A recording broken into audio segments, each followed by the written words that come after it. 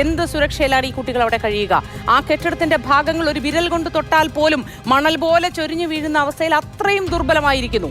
എന്ത് വിശ്വസിച്ചാണ് ഈ കുട്ടികളെ മാതാപിതാക്കൾ അവിടെ നിർത്തി പഠിപ്പിക്കേണ്ടത് എന്നുകൂടി ഈ അധികൃതർ പറഞ്ഞു തന്നാൽ വളരെ നന്നായിരിക്കും.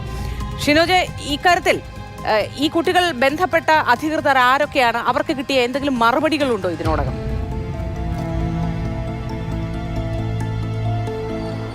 ഇവരിങ്ങനെ പരാതി കൊടുക്കും, പലതവണ പരാതി കൊടുക്കും, പ്രതിഷേധം ഉയർത്തും. ഈ പരാതിയൊക്കെ കൊടുക്കുന്ന സമയത്ത് ഏതെങ്കിലും തരത്തിൽ പരിഗണിക്കാം, നോക്കാം എന്ന തരത്തിലുള്ള മറുപടി കൊടുക്കും.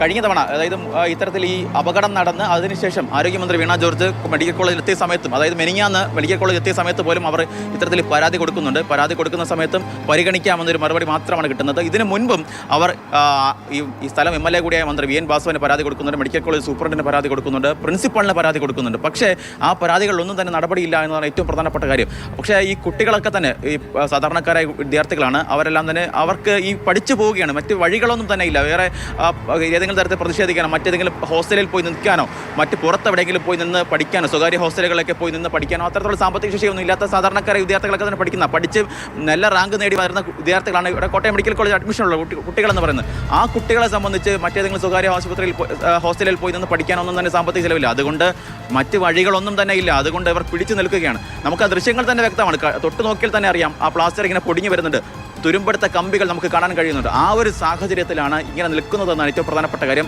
വേറെ പ്രധാനപ്പെട്ട കാര്യം എന്ന് പറയുന്നത് ഈ ഹോസ്റ്റൽ എന്ന് പറയുന്നത്, മെൻസ് ഹോസ്റ്റൽ എന്ന് പറയുന്നത് ഉള്ളിലോട്ടാണ്. അല്പം മെയിൻ റോഡിൽ നിന്ന് ഒരു 1.5 കിലോമീറ്റർ അകത്തേക്ക് കയറി പോകണം. ഈ പുറത്തെ ആദ്യത്തെ കാണുന്ന കെട്ടിടം എന്ന് പറയുന്നത് പെയിൻ്റ് അടിച്ച് നല്ല പുട്ടിയിട്ട് നിർത്തിയിട്ടുണ്ട്. അതിനകത്തേക്ക് കയറുമ്പോൾ അതിനുള്ളിൽ ചില കുറച്ച് കെട്ടിടങ്ങളുണ്ട്. ആ കെട്ടിടങ്ങളുടെ അവസ്ഥയാണ് ഏറ്റവും പരിതാപകരം എന്ന് പറയുന്നത്. ആ കെട്ടിടങ്ങളുടെ അവസ്ഥ എന്ന് പറയുന്നത് തൊട്ട് നോക്കുമ്പോൾ തന്നെ ഈ പ്ലാസ്റ്റർ ഇങ്ങനെ പൊടിഞ്ഞ് വരും. ഈ കുട്ടികൾ പറയുന്നത് അനുസരിച്ചാണെങ്കിൽ അവർ തന്നെ പറയുന്നുണ്ട്, പലതവണ ഈ ഇവിടെ പ്രതിഷേധം അറിയിക്കാൻ തരത്തിലുള്ള എല്ലാ തരത്തിലും പ്രതിഷേധമൊക്കെ തന്നെ അറിയിച്ചതാണ്.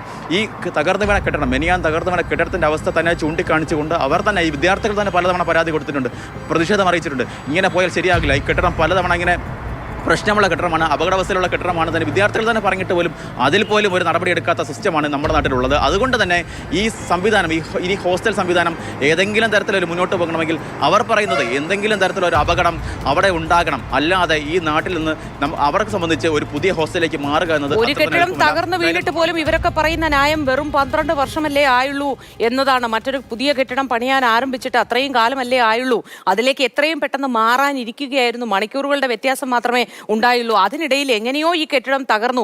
അതൊരു പക്ഷേ മനുഷ്യർ കയറി നിന്നിട്ടാവാം തുടങ്ങിയ കാര്യങ്ങളൊക്കെയാണ് ഇവർ ഈ പറയുന്നത്. ഈ മുടക്ക് ന്യായങ്ങൾ, മുട്ടാപ്പോക്കുകൾ ഇത് എത്ര കാലം കൊണ്ടുപോകും? ഈ കുട്ടികളുടെയൊക്കെ ജീവന് സുരക്ഷ നൽകേണ്ട ഉത്തരവാദിത്വം ഈ സർക്കാരിനില്ലേ?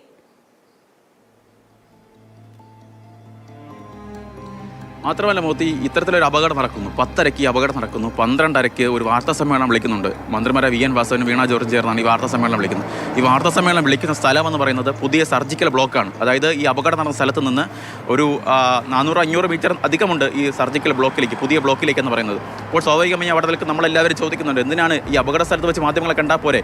ഈ അപകടം നടന്ന് 2 മണിക്കൂർ മാത്രമല്ലേ ആയിട്ടുള്ളൂ. പക്ഷേ അവരുടെ ഉദ്ദേശം എന്ന് പറയുന്നത്, അവർ പറയുന്നത് അല്ല, നിങ്ങൾ വന്ന് കാണണം എന്താണ് ഈ സർക്കാർ ഇവിടെ ചെയ്തിട്ടിരിക്കുന്നത്. കഴിഞ്ഞ 9 വർഷം കിഫ്ബി ഫണ്ട് വഴി ഈ എന്തൊക്കെ നേട്ടങ്ങളാണ് ഈ സർക്കാർ ചെയ്തിരിക്കുന്നത്. ഇവിടെ എത്ര പുതിയ സർജറികൾ, ഏത് തരത്തിലുള്ള ശസ്ത്രക്രിയകളൊക്കെ തന്നെ നടന്നിട്ടുണ്ട്. പുതിയ കെട്ടിടത്തിൻ്റെ 8 നില കെട്ടിടമാണ്, അതിന് ഇത്ര തുക അനുവദിച്ചു, ഇത്ര തുക കിഫ്ബി ഫണ്ടിൽ നിന്ന് അനുവദിച്ചു.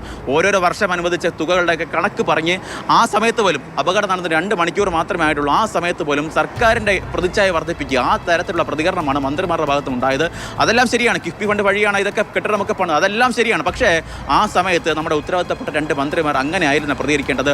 ഒരു ദുരന്ത മുഖമാണ്, ആ ദുരന്ത മുഖത്ത് അതല്ല ഇനി ഈ കോൺക്രീറ്റ് പാളികൾ, ഒരാൾ പൊക്കത്തിന് ഈ കോൺക്രീറ്റ് പാളികൾ എങ്ങനെ നിന്ന് അടുങ്ങി നിൽപ്പുണ്ട്. അതായത് മുകളിൽ നിന്ന് വന്ന കോൺക്രീറ്റ് പാളികളെല്ലാം തന്നെ ഒരാൾ പൊക്കത്തിന് ഇങ്ങനെ കൂടിക്കിടപ്പുണ്ട്. അതിനടിയിൽ എന്തെങ്കിലും തരത്തിലൊരു മനുഷ്യജീവൻ ഉണ്ടോ എന്ന തരത്തിലൊരു തെരച്ചിൽ തുടങ്ങാൻ പോലും ആ സമയം കൊണ്ട് നമ്മുടെ മന്ത്രിമാർക്ക് പറയാൻ പോലും കഴിഞ്ഞില്ല. അത് തന്നെയാണ് ഇവിടുത്തെ ഏറ്റവും വലിയ പിഴവായി ഈ പ്രതിപക്ഷം ഉയർത്തിക്കാട്ടുന്ന ഏറ്റവും പ്രധാനപ്പെട്ട കാര്യമെന്ന് പറയുന്നത്. എന്തായാലും ഈ മെൻസ് ഹോസ്റ്റലിൻ്റെ വിഷയം അത് വളരെ ഇപ്പോൾ സജീവമായി ചർച്ചയിലേക്ക് വരികയാണ്.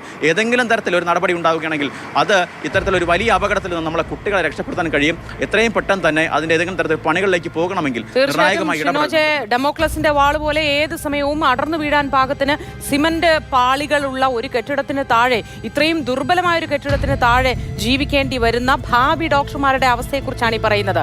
ഈ മെൻസ് ഹോസ്റ്റലിന്റെ കാര്യം വളരെ ശോചനീയമാണ്. എത്രയും പെട്ടെന്ന് ഒരു തീരുമാനമാക്കേണ്ടത് അത്യാവശ്യമുണ്ട്. എത്രയും പെട്ടെന്ന് എന്ന് പറഞ്ഞാൽ സർക്കാർ പറയുന്നത് പോലെ 12 വർഷ കാലയളവല്ല. എത്രയും പെട്ടെന്ന് ഈ കുട്ടികൾക്ക് മാറി താമസിക്കാനുള്ള ഒരു സംവിധാനം ഉണ്ടാക്കേണ്ടതുണ്ട്.